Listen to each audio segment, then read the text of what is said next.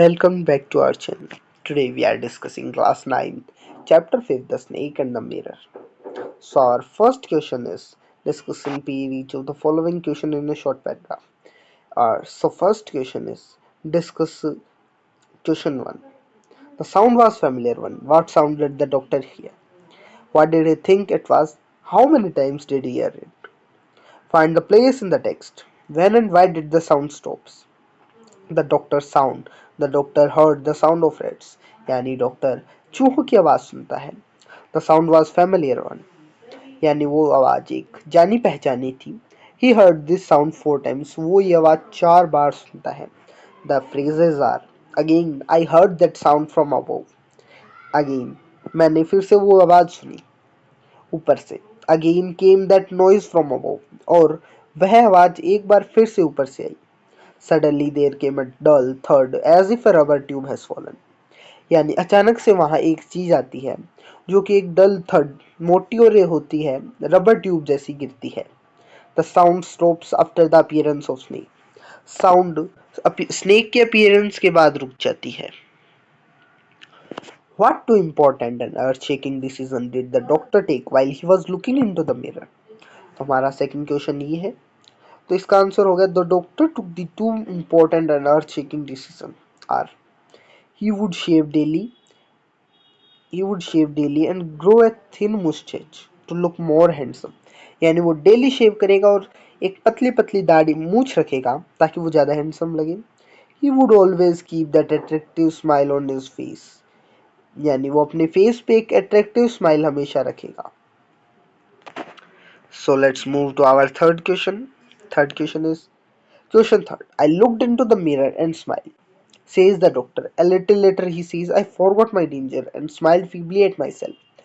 What is doctor's opinion about himself when he first smiles and he smiles again? In what way do his thoughts change in between and why? Answer us. The doctor thought that he had a good smile when he first smiled, but when he smiled later, he laughed at his destiny.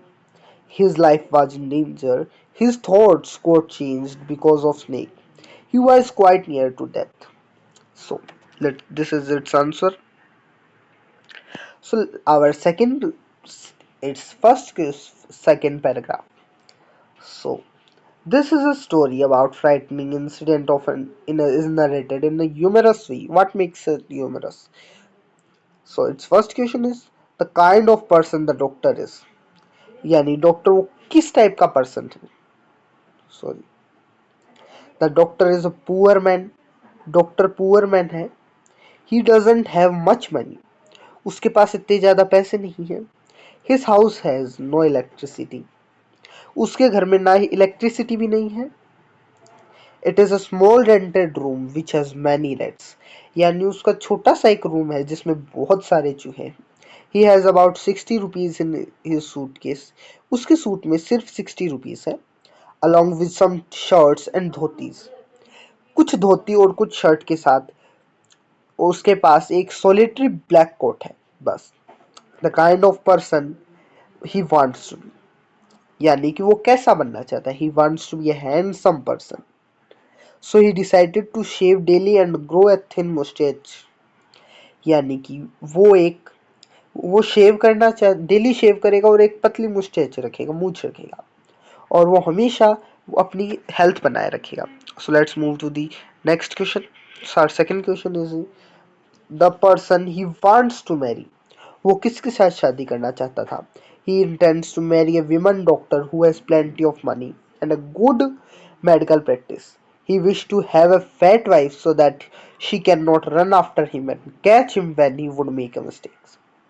यानी वो एक doctor women के साथ शादी करना चाहता था जिसके पास बहुत ज़्यादा पैसा हो और मेडिकल प्रैक्टिस में भी बहुत बढ़िया हो. तो और वो ये चाहता था कि उसके पास एक मोटी लुगाई हो या फैटी लुगाई हो, फैटी वाइफ हो, ताकि वो उसके पीछे ना भाग सके जब वो गलतियां करे.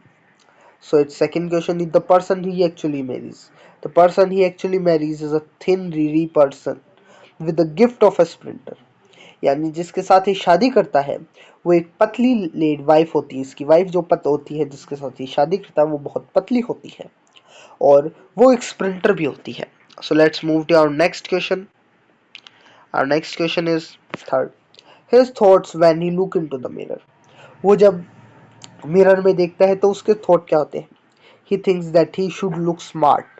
He decide to shave daily. यानी कि वो सोचता है कि वो स्मार्ट लगना चाहिए, तो वो डेली शेव करना स्टार्ट कर देता है और वो अपनी फेस की स्माइल रखता है. He is appear contented when he look into the mirror. यानी जब वो मिरर में देखता है तो वो खुद को खुश पाता है. His thoughts when the snake is coiled around him, his arm. When the snake coiled around his left arm above the elbow, he kept sitting there, holding his breath. He became motionless. He was afraid of the snake. यानी कि जब वो snake उसके left arm पे कोयल हो जाता है और वो एल्बो के वो ऊपर, तब वो वहां बैठा रहता है एक मूर्ति की तरह अपनी सांस रोक के मोशनलेस. उसके अंदर कोई मोशन नहीं था और वो उस सांप से डरा हुआ था. सो ये था हमारा चैप्टर क्लास 5 का. Subscribe to our channel for more this type of content. हमारे